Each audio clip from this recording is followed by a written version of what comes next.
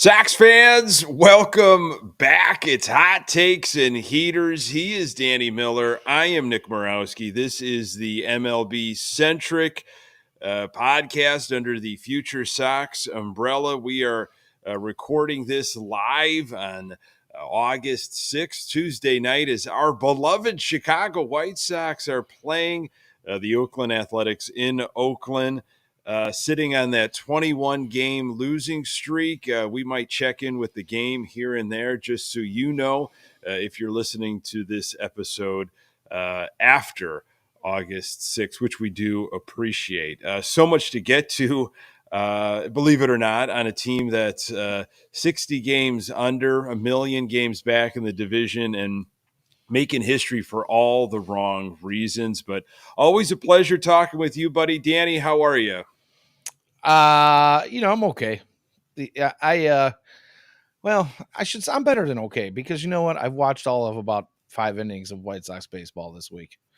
And, I keep up with the highlights or lowlights or lack thereof, any kind of highlights. But, I check in with pre and post game shows just to see what, Frank and Ozzy and Chuck and anybody else that they have on that day has to say, because I find that more interesting than watching the team on the field play. But, all in all, life's good, man. I see you pulling that up there right now. Thank you, Peyton Lowry, for reminding me about last week's show, how we talked about even we were going to get to 19, Billy Pierce's number. And we thought, no way. There's no way they're going to get to 19. We squashed I think we were at 16 when we recorded last week. Yeah. Now we're at 21. We're hoping to avoid 22. I don't honestly care at this point, to be honest with you. Tell me more, though. Tell me more. Like, where's your mental process at as a Sox fan? Do you just flat out don't care if it turns into 31, or you're so fed up that they might as well just get the record? If you're going to be bad, you might as well be the best at it ever. I don't know if that is my thought process, but I will say that, I don't necessarily care if they get the worst record ever. Like, if they hit the all-time is like 26. I think 24 and in the what they consider the modern era, and then there's you got to go back to like way back when to get to like 26 or something. But I don't care if they do hit Frank Thomas's 35 in a row, to be honest with you. For a few different reasons. One is we heard, and we'll probably talk about this a little bit later in the show. I don't know where you're going to steer us, but we heard that Jerry Reinsdorf had a meeting with Chris Getz and Pedro Grifol a few days ago, and I feel like if we get to this longest streak, like, that kind of exposure almost has to force the hand a little bit of something to happen, right? And again, we'll get more into that later. But then the other thing is what difference does it make if they win 60 games and still are one game worse than they were last year? They're still bad. What difference does it make if they win 32 games or 60 games? At this point, they're not making the playoffs. They like you said, they're a million miles back, a million games back in the division, the supposedly weak AL Central. I don't really care. I hope that, and we've said this in the past, that I hope some of this bad brings on the type of good change that we, need and hope for. But, that remains to be seen. And we are talking about an organization that has refused to do the things they need to do in the past. So I don't know. Quick shout out to Drew Bogues in the chat, by the way. New daughter and he are watching. Yeah. So congrats on that, Drew. Congrats, Drew. That is one heck of a way to spend your Tuesday night. I appreciate it. Appreciate all the folks jumping in the chat, and make sure you have an opportunity to subscribe to FutureSox, the YouTube channel.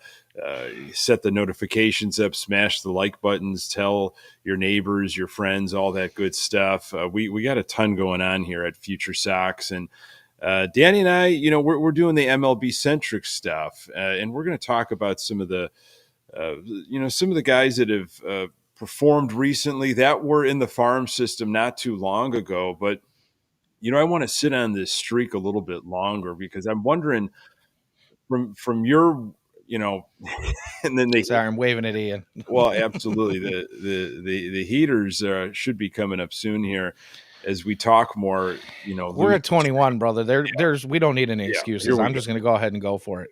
Absolutely. That just makes sense at this point.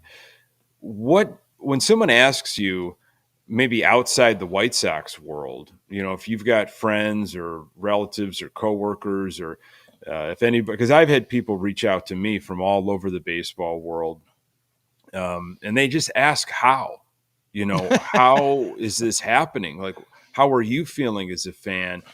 How did the Sox get here? I mean, what are your answers to some of those questions? And I know I have mine, but I was wondering how would you frame that? You know what, man? I wish I had the slightest clue, honestly.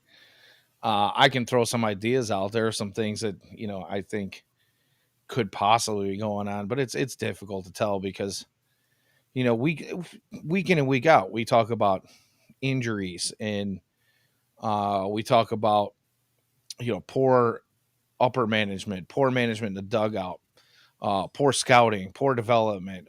I mean, all these things that have been chatted about and bandied about for all of baseball about how badly the White Sox just seem to do things as an organization, and all those things I feel like could be contributors to why they are so bad. And the other part of me is you look back at just a few seasons ago, and I saw somebody put a tweet out, and I can't remember who it was now, about how Tim Anderson's pretty much out of baseball, and Jose Abreu is pretty much out of baseball, and Yohan Moncada we haven't heard from, and you got all these guys that were supposed to be the leaders of this team back in 2021.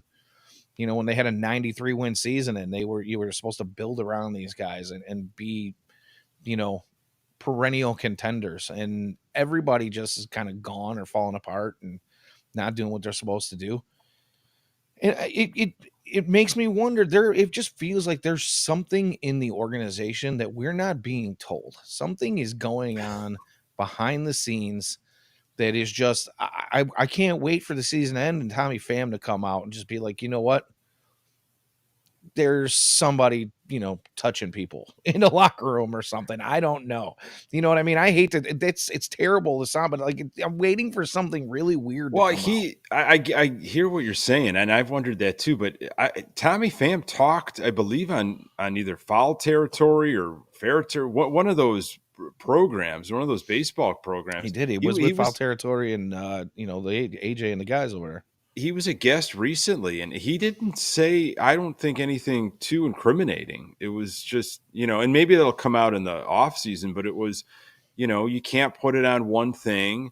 There's a lot of contributing factors, and it'd be unfair to just blame the manager or the GM. And he kind of said the right thing. So I do believe that there's stuff that'll come out like Middleton-esque, when Kenyon Middleton did that whole thing, last season, and it was like, yeah, that kind of makes sense, by him saying some of that stuff. And, Liam Hendricks has kind of popped off in the off season and just a little in his traditional disgruntled way about how things went with the White Sox, especially at the beginning during contract negotiations. And so we've gotten some of that to almost justify our beliefs as Sox fans of how toxic it could be behind the curtains. But yeah, this isn't something that just happened in season, a 21 game losing streak. This just doesn't, oh, poor White Sox. They're really scuffling. No, this is the result of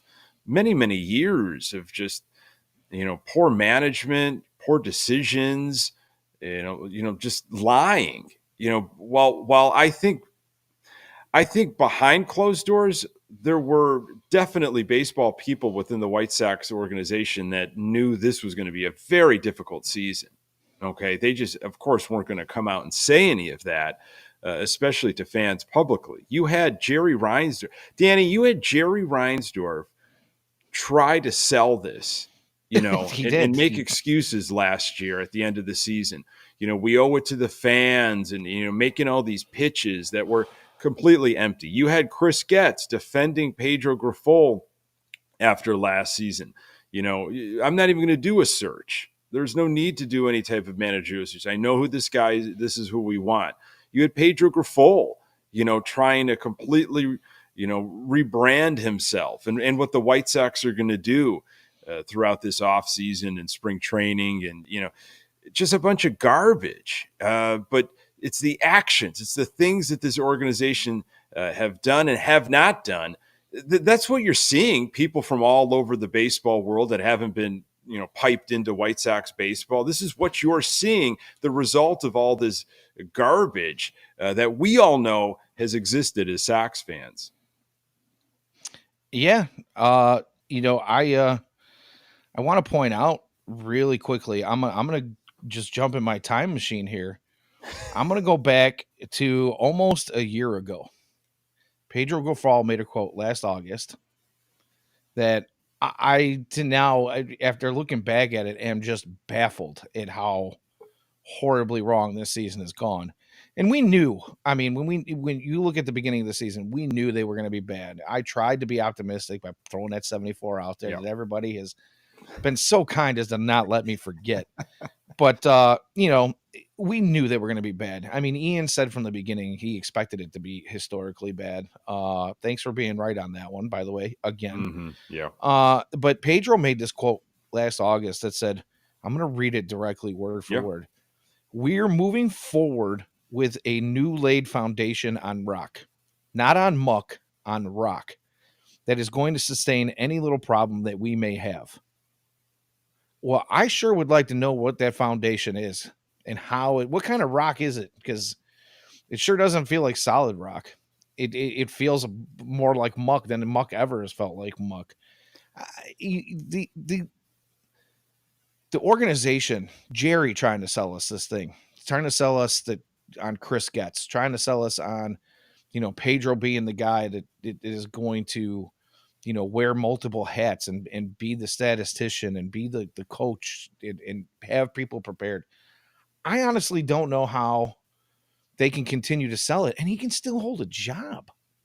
That's the other thing. And, people will say all the time, and we've covered it, we've covered it constantly here. And anybody that does any White Sox content creation has, and fans have been doing it.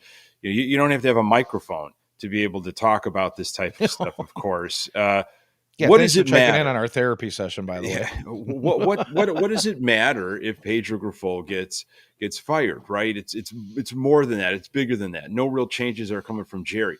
It's just accountability. How can someone that says the things that you had mentioned? I put something out there on social media today about a comment Pedro made, and we're going to do this and we're going to do that. And I've got one from spring training right in front of me. Just this past spring training. Late February, maybe early March. From my view, we have to start putting the pedal to the metal when it comes to knowing how to win ball games and how to put baseball games away. We got to address this thing. It's not random anymore. It happened more than a couple of days already. That was in spring training. And if you remember spring training, there was a large stretch where they just were playing horrible baseball. Sloppy baseball, and it was, of course, written off as it's spring training. What are we really up in arms about? But that can also be, through the looking glass of what is going to happen in the regular season. And that, boy, he's been talking about this. We got to do this. We're going to get this back on track. We need to start. None of it's happened. Okay, so in terms of accountability, when you're not able to do the things or even close to the things that you've been talking about, whether it's going to change wins or losses, you need to get that individual out of the organization. Stop letting them handle any decisions. And if you're afraid to eat the 2-3 million, whatever it is, that's problematic. That's not a serious organization, but we knew that already. Yeah. Well, and the other thing is, we talk about eating what's left of his contract. And I guess it was finally put out there exactly what that contract is the other day by Bob Nightingale. And apparently it's 3 years, $3 million. So $1 million a year. So are you telling me that you don't think you would actually possibly make that money back just by letting him go? You might actually get some fans to come back to the stands and say, you know what? Hey, we made a move that we feel like is probably one in the right direction. I don't know if you're going to get it all back, but I would probably assume that there's going to be a handful of people that come out for at least those first few games, first few home games. They're going to come out and spend some money at the ballpark. Now, I know there's a lot of people out there that are just like, I'm done until Jerry Reinsdorf is done. But, you know, I don't see you making or recouping any of that money as long as he's got Pedro on the bench. So I don't really know. It just doesn't make any sense whatsoever for me for them to keep him around. If I was this bad at my job, if you were that bad at any job you've ever had in your entire life, would you have kept that job for as long as he has? And I think the quick answer has got to be no. Yeah, it's such a White Sox thing, right? Like, how long did Kenny and Rick keep their jobs? Well past performance. Jerry keeps people around far longer, just out of pure loyalty, just pure out of, you're a friend now, and I just want you around. I don't want to bring anybody else in that's going to tell me how things should actually be done in successful organizations. I like my buddies. I like this culture that I've created. It's not churning anything successful, but it's comfortable for me, and it's on my terms. So it's very White Sox for not only Jerry to not do a true GM search, which we also have to throw Chris Getz. I mean, I never thought Chris Getz was going to be the person for the job, especially this year. This year was going to be such a difficult gig for a first-time GM and everything that was going to be asked of him. And I thought he was probably pushed around and taken advantage of a little bit at the trade deadline. We'll talk some about that. Yeah, and I think that's going to trickle through the offseason and into the winter meetings. He'll be, he'll have his lunch taken away, as my buddy Pat Hester said on Good Guys Talk Back. Just pushed around and told what to do. Like, oh, this is what you have, this is what you should do. In a critical year for the White Sox, critical. Right. We don't have too many assets. And if you're going to try to flip things around quickly, like they said that they wanted to just about a year ago. So it's Getz, it's Pedro. And obviously we all know where it starts, way at the top, but it is so damn frustrating. But like any little thing you can do, in my mind, helps. I've discussed this with, if you've got something in your life that's going on, that's a problem, and you're saying to yourself, wow, big picture, how can, if I stop this one little thing, what is it really going to matter in the grand scheme of things? I'm so out of control, or I'm so away from my goal of where I want to get to. What's this little thing going to do? Well, that one little thing, it's the domino effect. That one little right, thing, you have to start somewhere. You got to start somewhere. And if that start is getting rid of Pedro, or you're out of here. You might not see the immediate effect, but in the grand scheme of things, you might, if you really got it's serious. One less thing on your plate that you have to worry about later. Now, granted, he's not going to be back next year anyway, so the chances are there's going to be a managerial hunt in the offseason. Fine. But you know what? Maybe the person that you need is in your organization already. Maybe not. I don't know. But why leave him there? It doesn't make any sense. And like you said, it's one thing of many. You have to start with one. You can't try to fix this overnight. That's not going to happen. No way. And when any of us are faced with a large task, I've always been told it's easier to bite it off in chunks than try to look at this whole thing and become overwhelmed with it. Because as a White Sox fan, when people ask me, we started the show early on where you asked me, what do I think is really the problem? And, there are so many. Mm-hmm. There are so many that it has to be a daunting task to try to turn this thing around. You need to be able to bite those off in little chunks and start somewhere.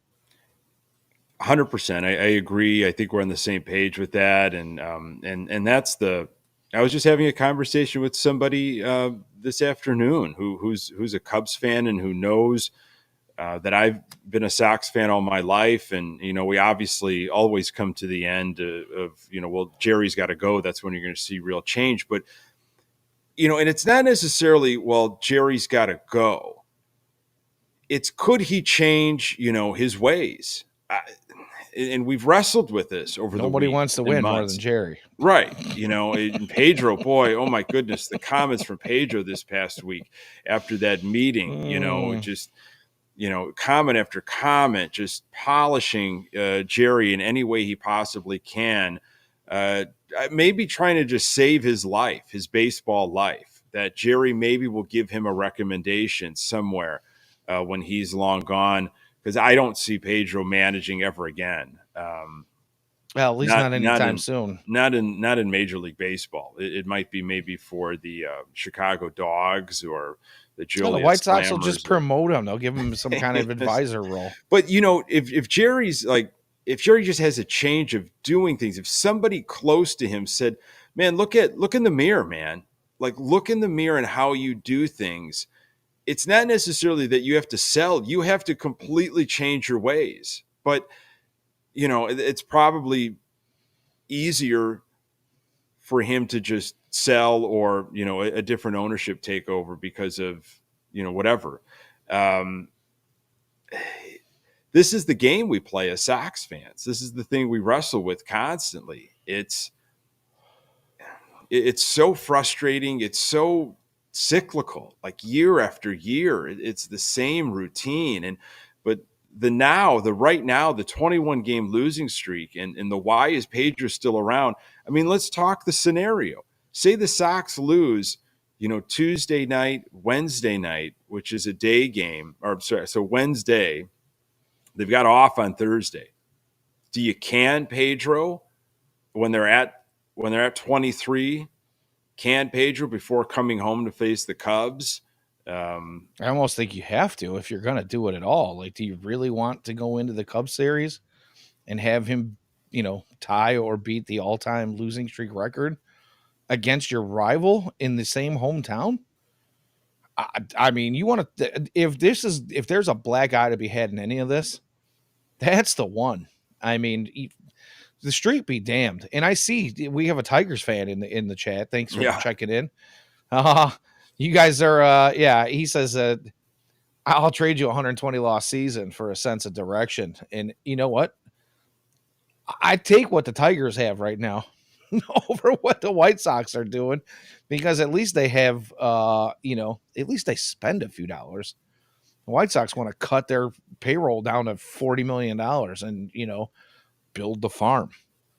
Build the yeah. farm. We got so many pitchers in our farm system right now. They're going to have to give guys walking papers in order to put the guys they drafted onto teams. I don't even know what direction the Sox are going in right now, based off of the trade deadline and different personnel decisions and roster moves and what's going on with the team. And I don't have a clear, and I've become very distrustful. So if Getz gets on a mic, which I'm sure he will, they most GMs speak at the beginning of a homestand. So on Friday, is he gonna provide some insight? Will he be able to give us more insight at the end of the season with a direction like he did last year? Will Sox fans trust him? I don't know, but it's definitely more than just this 21 games. And you wonder if you haven't tuned in too much, Danny, but I've been watching as much as I can, believe it or not. And you get it. You completely get it. It's not like these are hard luck losses. It's not like, oh man, they can't buy a break. Wow, it's like walk off after walk off or something. No, it's just bad baseball. It's bad baseball all around. It's When they inept do, baseball. It's obviously zero offense whatsoever. and when they It's do have offense, the bullpen just absolutely blows. completely that's been They a have theme. they have to have. I mean, I know it's been talked about a lot, but the eighth inning has been especially bad pretty much most of the season for the White Sox, and it's been extremely bad during this losing streak. But I mean, that's not you. That's not. I've heard. God, I'm tongue tied here because I'm getting so frustrated with all this stuff. But I've heard people say you have to be lucky to be able to lose this many games, or dumb luck. You have to have bad.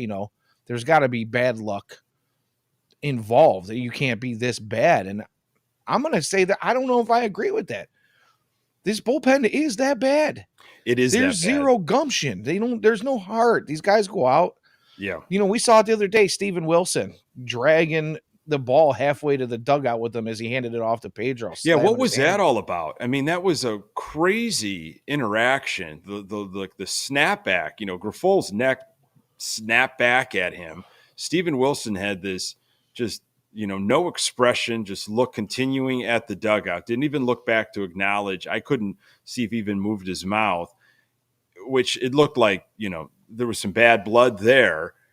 And the excuse from Pedro in the post game was that their thumbs got interlocked, or he trapped his thumb on the ball. I mean, you want to talk about No, he really? slammed that ball into his hand. He gave him a cold shoulder, and Pedro looked back at him like, my "What the hell was goodness. that?"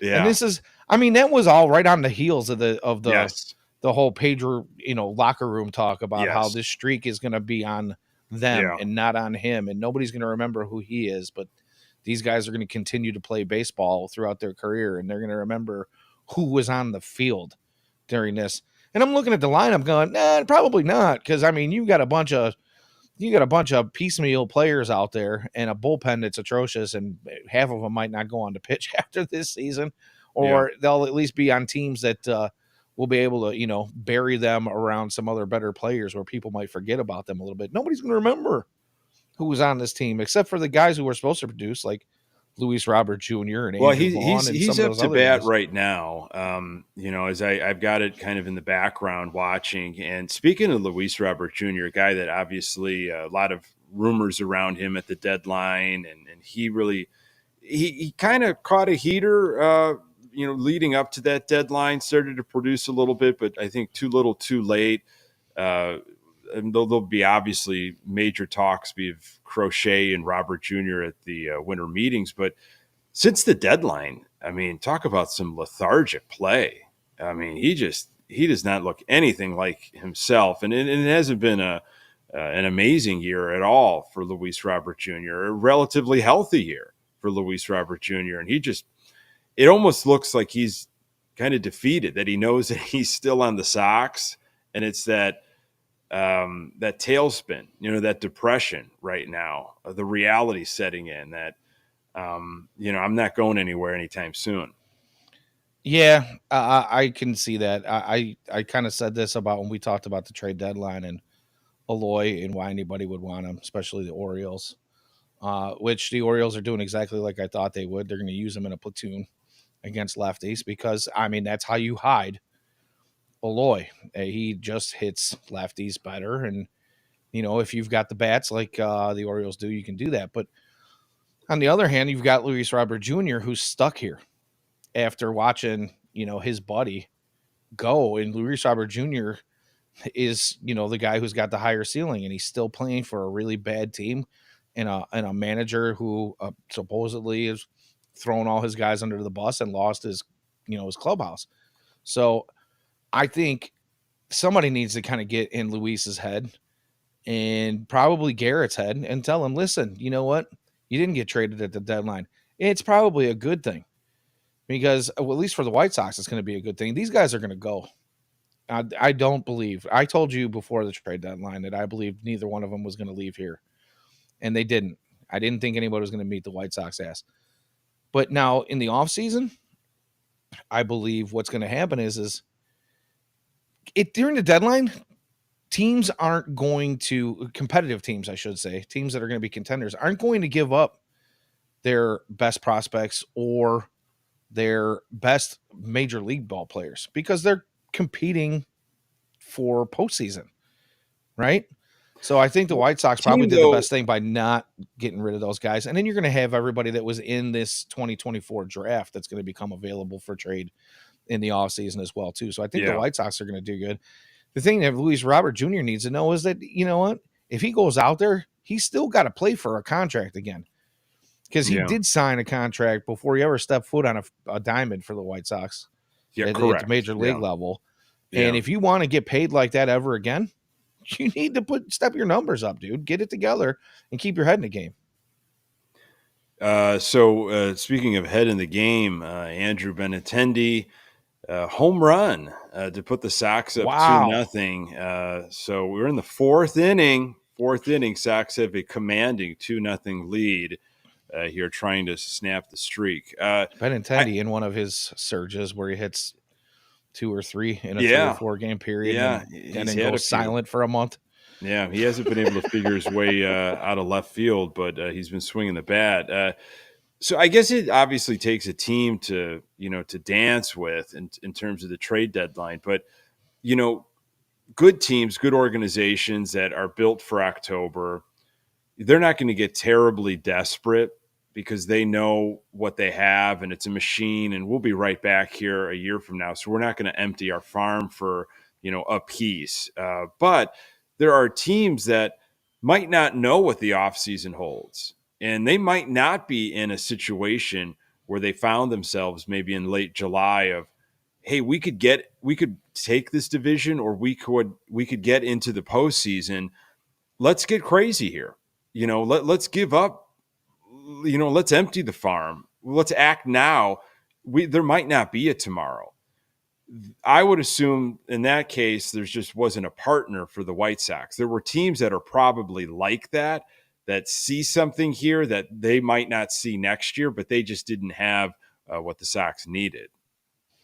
Yeah, I mean it's probably exactly what it is. And like I said, there's going to be probably more teams in the mix for his services come the off season. It's just one of those things where we can talk about some of the trades where some folks maybe feel like Chris Getz didn't get enough, i.e. Fetty is basically the big one that comes to mind. But as the off season approaches and we go into the hot stove and that kind of stuff, there's going to be more teams out there that I think are going to be willing to deal. Uh, now's just not the time. So, Yeah. but again, you can't go out there looking lethargic and you can't go out there looking uninterested. You're not going to get paid ever again if you do those kinds of things. There's something to be said about recency bias when it comes to contract negotiations. So maybe, one of these guys figures it out right before they're about to, sign their next contract. But there's also something to be said about the history of a player. And Luis Robert Jr. has only had one season that's really worth talking about. He needs to get his act together. Let's talk a few more players, younger players. I've got on my short sheet here Kai Bush and Brooks Baldwin. Brooks Baldwin has Night, turned man. in Thanks for checking in. Sorry. uh, Brooks Baldwin is he's put in a couple games that it's good to see. I guess you could throw Miguel Vargas in that. But Baldwin had a 3-hit game in Minnesota. He had his first home run. He still just looks. Sometimes I'm watching him play, and he just looks like so overmatched just because the size of him. But he got on top of a fastball, left the yard. And what do you make of a Brooks Baldwin? What are you hoping for the rest of this season? And where do you see him in 2025, at an early point right now? Honestly, I just have to revert back. And same thing with Vargas. You did bring him up a little bit in that. Yeah. Kind of I have to, rely on the same thing for both of these guys and hope that their minor league career numbers translate to success at the major league level. Right now, I just hope that these guys get acclimated. Brooks Baldwin got off to a little bit of a slow start and has kind of found a little bit of a groove here in recent games. I would hope that continues, but we can't sit here and look at his batting average and say, oh, he's hovering around 200, and he's not really finding, the most success. But he's only been up for what, like a week and a half. Mm-hmm. He's young, and he's going to take time to figure some things out and make adjustments. I just hope that we get the guy that put up big numbers in the minors. And the same thing with Vargas. Vargas has got some great minor league numbers. And I gave you my thoughts on him You did, yeah, last week. last week. I'm hoping that I am wrong. He's got a little pop. He's got some pop in the bat. He's been showing He off. does. He does, and maybe that's where one of the things I was wrong. I didn't feel like his power was necessarily as big as a lot of people wanted to tell us it was. Just by looking at the numbers, it looks like he's got power. But from what I read from going into Dodgers territory, looking at out of market articles and opinions, I found some folks that weren't real happy with his power because most of his home runs were wall scrapers, and they're all to left field. He doesn't really hit the ball out of the park anywhere else. Maybe occasionally, but I don't know. We'll see. I'm going to give him the benefit of the doubt, and I really hope that I was wrong. I want to see these kids produce, but the main thing I need to see from these kids being brought up is they need to play every day or as often as possible. I don't want to see all these lineup shuffles and we got to get this guy in because he hasn't played in a few days. Like Nick Senzel can go. Yeah, why is he around? Why is he still here? I have no idea. If we're at a point where we need to see what we have in our own system, why are we going out and signing bums? Now, roster churn is one thing, fine. You want to see what happens, see if anybody sticks. Cool. Nick Senzel's not the guy. I'm sorry. Yeah, David says Dominic Fletcher. I mean, that's gosh, that name. Oh. Remember the depth? I mean, the guy's got some Popeye arms. You would think he's going to hit the ball a long way. The depth that we were getting with that trade. So where do you want to see Baldwin play? He could play a variety of different positions. Where do you think he is best suited moving forward with the White Sox?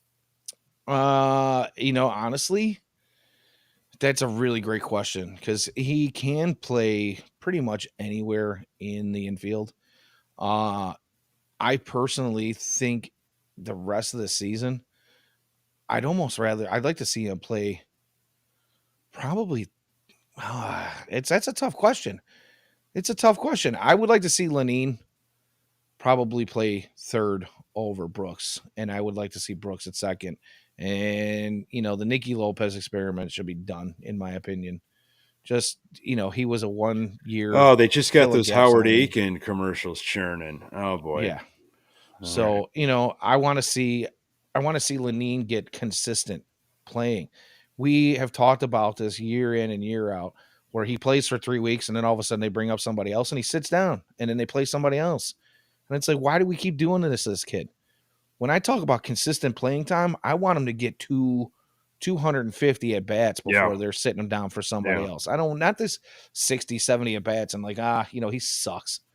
It doesn't work for me. I want him to see play a couple of months straight every day with maybe the occasional day off. I want to see the same thing with Brooks Baldwin. I want to see the same thing with any of these guys that they bring up over the next few months.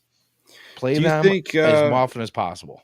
You think Edgar Caro gets a chance? I mean, he's tearing it up right now in AAA. Chucky Robinson had the start on Monday night, and that was forgettable. You had mentioned you don't see Chucky as a starter anyways, maybe a backup if that. But Caro, he seems to be possibly of the future. Could we see him, at 35th and Shields before the season's over? Do you want that? I mean, I think it's possible. I personally would rather him just to stay in AAA, at least until the minor league season's over. Because for one, he's just made the move to AAA recently, and I would rather him continue to develop down there. I don't want him anywhere near the hitting staff for the White Sox. Pedro was a guy who was a hitting coordinator for the Royals during a time when the Royals couldn't hit. It was right after. I think they made him. Maybe it was right before their World Series win in 2015. Now that I think about it, I can't remember when he went from catching coach to hitting coordinator, but and then we obviously the White Sox in general just can't hit this year. So I would rather you stay somewhere where guys are at least putting up a little bit better numbers, keep your confidence rolling, and we can talk about the ballpark factor down in Charlotte as well too. I mean, that place is just a big box. That's right. I'd like to keep his confidence rolling, and I don't think there's any reason to start the clock on him this year. Yeah. Why? We're in a lost year. That's a guy I want to keep around. I believe he's going to be a major league starter. It could be an absolute all star. Could be a No stud. benefit, no benefit for him getting any type of, major league experience in September. I just don't Um, think it does that much for that short of a time for him. Gotcha. I sometimes wonder, just you get a taste and then you get to think about that a little bit in the off season. Like that can be a focus, I guess, in your preparation, leading into camp and so forth. But maybe I make more of a deal out of that than it has to be. No, I mean I do see a case for it. Don't get me wrong. I just personally don't think I would bring him up. But that's me. I'm not saying the White Sox won't or shouldn't. I just, in my opinion, I think he's better suited staying where he's at. And I'm nobody. I'm just a guy sitting in front of a computer You're screen talking somebody, to my buddy Nick. Danny. Danny, you're somebody. You have a trusted voice, and I go to you for all these things here as we start talking more young players. But speaking of another young player, young arm, Kai Bush, he threw on Yeah, Monday. Wow, and when I say he threw he a did absolutely.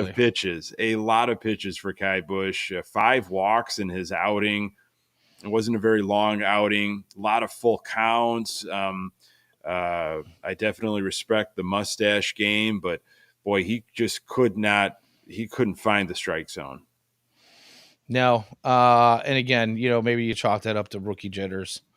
He was, the big part of that Angels trade last year, and he's done nothing but good stuff down in the minor league system. So again, I hope that's just jitters coming out and making your MLB debut with the White Sox and a bad team at that. You're probably shouldering a lot when you go out there thinking you're going to try to break this streak. I mean, Mm-hmm. you come up as a Yeah, rookie in the yeah, middle of what the longest losing streak in franchise history, and you've got to shoulder that responsibility. That's tough.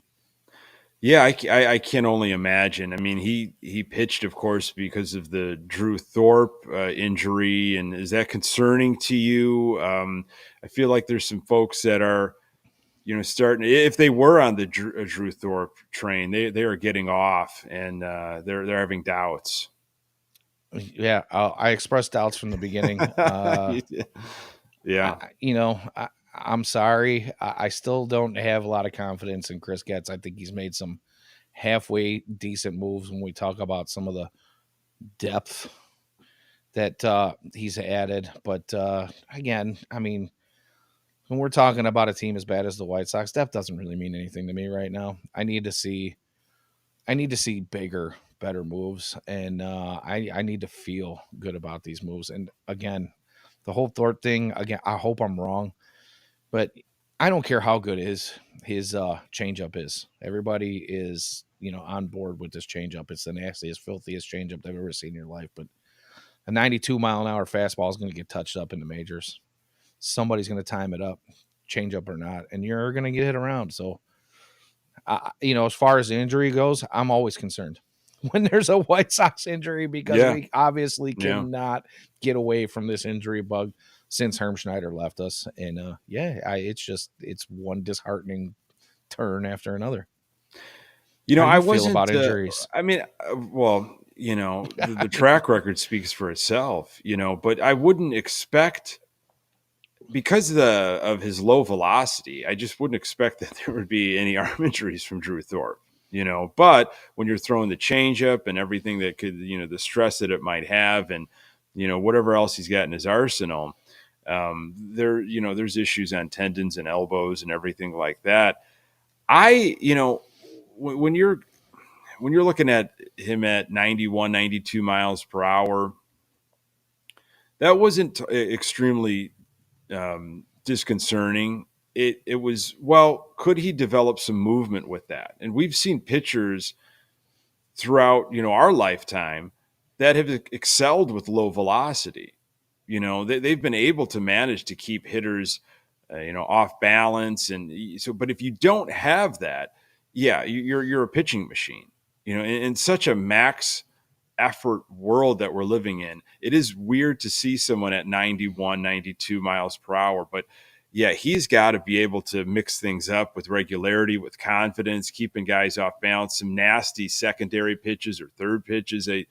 That is absolutely his homework assignment. Yeah, agreed. I mean, I'm not saying that he's not going to be good. I just get the feeling that there needs to be something added. Maybe they find another 2 ticks in his velocity. I mean, it doesn't sound like much, but I think it could help a lot. I really, again, all I hope for is to be wrong on all of these because they just haven't felt good about any of them. Uh, and I know I'm in the minority as far as a lot of folks, especially around here. And I want to be wrong. I don't want to be right about these things, but Yeah. again, doing my homework, reading things from out of market. I tend to find that White Sox fans, White Sox beat writers, White Sox bloggers will unintentionally find the best in these things, even when they're trying to poo poo on an organization. Because I know a lot of you guys out there, a lot of you bloggers and podcasters will, you're gonna mine the likes, right? We're out there mining likes, trying to get as many clicks as possible, but in the end, you tend to find the good somewhere, somehow. So I like to read a lot of out of market stuff when these things happen, and I hate to say it, but I found some bad when I Yeah, did you that. aren't the only one. There were a lot of I wouldn't Hot say a takes and lot, homework. but Yeah, that's a good one. yeah. Sorry, I'm looking at the chat here. No, that's yeah. I don't know what to make of it. It's unfortunate, of course, to see Dylan Cease, throw a no hitter and pitch the way he's pitching. We all knew he had great stuff. We all knew he was destined for. I felt like Cy Young no hitter. Those things were absolutely attainable, and it wasn't going to stop his mission when he left the White Sox. And that's the Excuse me. problem over the last 8 years. While the White Sox have been doing this rebuilding thing, is you're giving up these guys and then you're watching them have successes while what our return has been getting injured, has been not performing, and now we're seeing this like reverse. Cub fans saw Aloy go to the Sox and then we thought we were going to benefit. Now Aloy goes off to Baltimore and his first week or so with Baltimore has been wonderful. It's been just he speaks highly of the organization, of the team, and everything. It's just completely different. And we've seen it with Kopech too in a Dodgers uniform, and Tommy Pham, what he's done offensively for St. Louis. Do you spend a lot of time looking at that? Following that of Sox players that leave the organization, and is that something that really gets to you when they succeed elsewhere? A little bit. I'd be lying if it said it didn't. I don't spend a lot of time looking at that kind of stuff because what's done is done, and at this point, it's too late. We try to prognosticate how those deals are going to go, and we can go back and say, I told you so, but it doesn't do us any good, right? But the thing is it's those big ones. Like we talk about Dylan Cease, and we talk about the reason that Dylan Cease was traded, and any other big name that's been traded from this organization the last couple of years. And the idea is that you get something to help rebuild your farm. You get something to help move your organization to the next level in the right direction. Whether it's a year or two down the road, that's the idea, right? And then, like you said, guys are injured when they come over here and they're injured. They don't quite perform at that level. That's what hurts me the most. I'm not looking at the performance of the guys that went away as much as what we got back. And when these guys, when you trade away a Dylan Cease that is a stud, and you don't get the return, you don't get anything that sembles any semblance of a good return. Yeah, there you go, Howard. Thank you for that. Cease winning more games in July than the entire White Sox team. I mean, Yeah. that's the kind of stuff. That's what hurts me. That's we didn't get we what did we got? We got a couple of pitchers that haven't really performed. We got an outfielder who, supposedly was supposed to be a bat first kind of guy and has not done much of anything in the minors. And you're looking at this and you're going, maybe they turn it around. Sure, fine, but I don't feel great. I don't feel great about the returns on that. I don't feel great about the Fetty return. Regardless of if Fetty was only going to be here another year if we held on to him and how cheap he was. There's all reasons why I feel like we should have got more back. We should be building towards the future, and it doesn't feel like we did. Yeah, I hate to I hate to say that. Don't get up for the letdown when it comes to Crochet and Luis Robert Jr. in the offseason, but I'm kind of feeling that that's going to go the same way. I'm hoping It, it doesn't. I'm hoping too. I really am, and I'm hoping something completely changes and we retain Crochet. We sign him, we extend him. We build around him. You got to invest in something eventually You want to because pitch in the postseason for the White Sox? I just you're right. We Here's your can extension. guarantee it. Yeah, if I would have seen those, boy, what a sell that would have been if ticket reps would have to put out information, lock up your seats, lock up your October seats, right now by investing in 2025, which that is a thing. I know I've heard from a few season ticket holders that they are being, I think invoices are coming out soon. And that you need to kind of have and pledge your interest or your decision by the end of September, which to me is I've already seen a handful of social media posts on people having their reps reach out that to is them crazy to me if that's true. I mean, in the you're going midst of a to losing you've streak. got to you've got to invest blindly. Okay, you've got to just completely fork over your money, just blindly do it because this is what you do, From and this your is lips to Jerry Reinsdorf ears. right. You Like you're have not to even invest blindly. yeah. You're not even given the opportunity to like, well, hold on here. Let me see. Are you going to hold on to Grifol? What changes are you going to make? Like that should be your prerogative as a season ticket holder. If you've invested in this team over the years, you should be given the opportunity to, at least wait till winter meetings, maybe, get an extension. Like that's how I would work it because Yeah, that's just you come on. asking anybody to commit to anything right now is the most atrocious Oh, and sure. ridiculous idea I've ever heard in my life. Because right now, as we speak, we're in the bottom of the fifth here in Oakland, and with 2 outs, the A's are threatening to at least tie the ball game here. It's a 2-1 ball game, and they have first and third. Yeah, So we'll see Cannon's how this still in the goes. game. Last time we talked, last Tuesday, Cannon pitched well, but it was just obviously another loss as once the bullpen took over, things happen. I think that ball is going to stay in the yard. Sox are going to get out of it. So I think AJ Brzezinski, was the talk of the managerial talk last week. AJ's name was brought up as possibly a contender for the 2025 White Sox gig. He might have said something on his podcast this past week about, Terry Francona wouldn't take it, wouldn't take the job. Who's the guy out of Miami? Shoemaker. Yeah. He might leave Miami, and he's a contender. He mentioned Ozzy's name, that Ozzy wants it. Now, Ozzy has been pretty vocal again, just about his reactions when like Pedro was hired, his what he would do, what his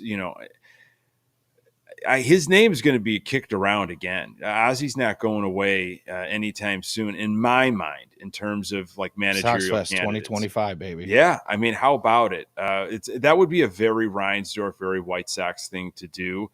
I'm just saying, is for them to hire Ozzy Guillen with the 20th anniversary. Yes. Yep. The 20th anniversary October of the 26th or October 27th, whatever it is, the actual day that the Sox won the World Series 26th. in 05. The 20th birthday. anniversary. There you go. How about that? What a birthday.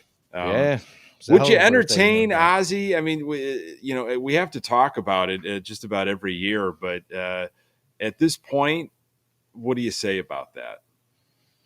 I mean, you know what? When we kick around all the names that have been kicked around, I almost feel like Ozzy might actually have the best shot at that, and I'm okay with it because if you look back at our last couple of managers, I mean, we go back to like Ricky's boys don't quit.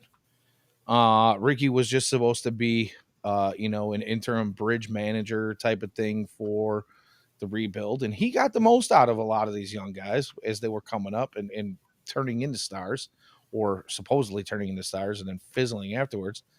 Then we get Tony La Russa, who only about 3.5 months of the beginning of his managerial stint was good, and then after that, everything kind of fell apart. Uh, you know, now we've got Pedro for the last 2 years, and we've seen how that train has gone, and it's a train wreck more than anything.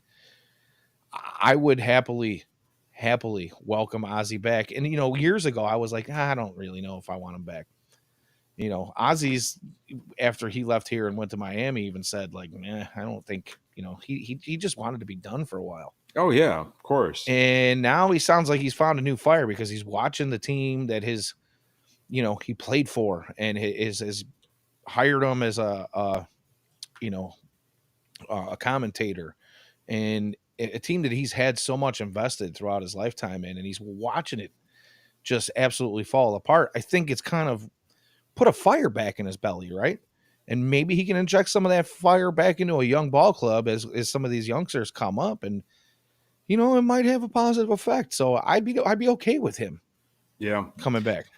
Yeah, I've kind of talked myself into it, despite probably knowing better, due to how this organization operates. They're not going to go after the best of the best. That's present, and they're going to be able to bring in the best minds. And I just know it. You're so defeated as a Sox fan. I just know that's how they're not going to go that route. Do you So think if this, Skip Schumacher is going to leave Miami to come to somewhere even worse? As that's what I bad as don't it's been get. down there for them, he's not going to want to come here. And Why would and he why want to do would we that to want himself? that? Why would we Right. want that? And That Tito, doesn't.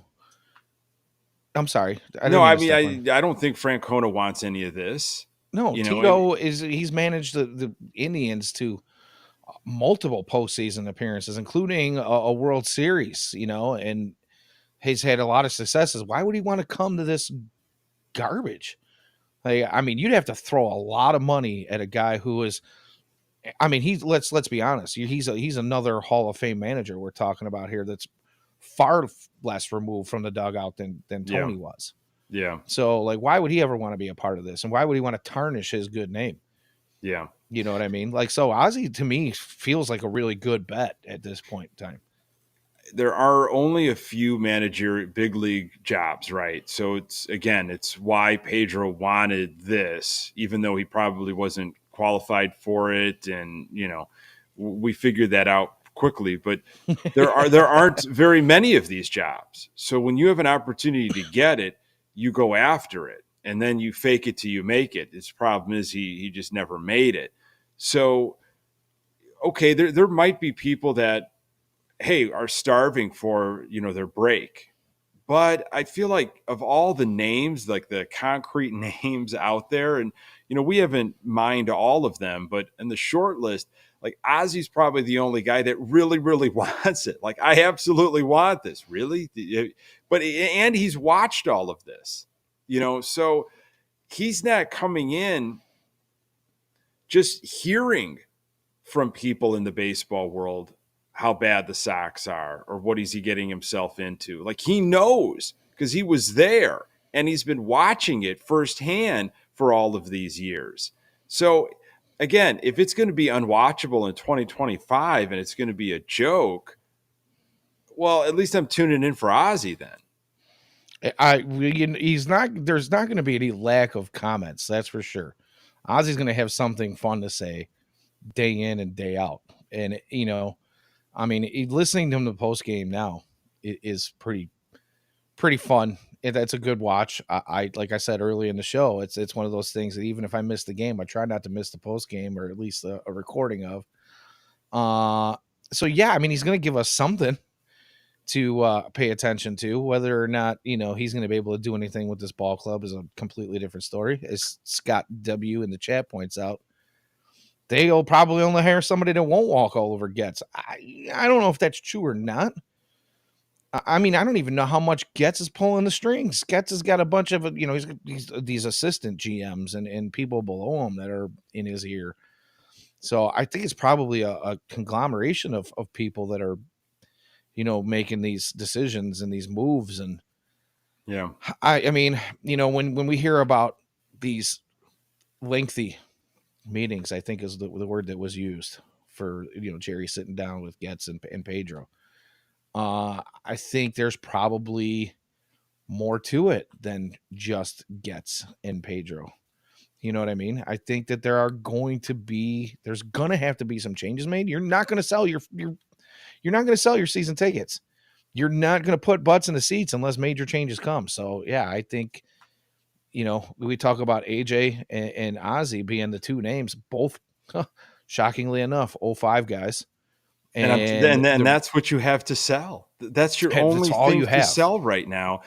And I'm telling you, even if it's not right, or if it doesn't seem right, or that doesn't make sense, there will be a drastic uptick in season tickets and in just interest if AJ or Ozzy became the manager again. I'm just saying, it does. I'm not saying that's right or wrong. I'm just telling you that's how it's going to go. There's going to be, when that's an old marketing tool, right? When things are getting dull and you're just spinning your wheels and you just go back retro, you bring it back. And this is the perfect year for that with the 20th anniversary. Yeah, absolutely. 100%. I have nothing to add to that. Yeah. I mean, Well, it is what it is, man. we're Said what I have to say. we're just we're just past an hour here, and our Sox Uh-oh. are up 3-1 on the Oakland Athletics in the sixth. I think we might wind down just so maybe we could watch this and see if the streak is broken tonight. How we still got to get through the 8th inning. Yeah, that's I might need to be in a private space to watch that in the 8th inning. I mean, but always if any of you a guys treat. are on like DraftKings or any of those other, betting platforms, yeah, I would take the, if there's a bet for the Sox to blow it in the 8th. Yeah, That's my bet of the day. That's been the inning. My tip. Always a pleasure talking with you, Danny. So great to have everybody in the chat once again. Yeah, lots of new names. Thanks for checking in.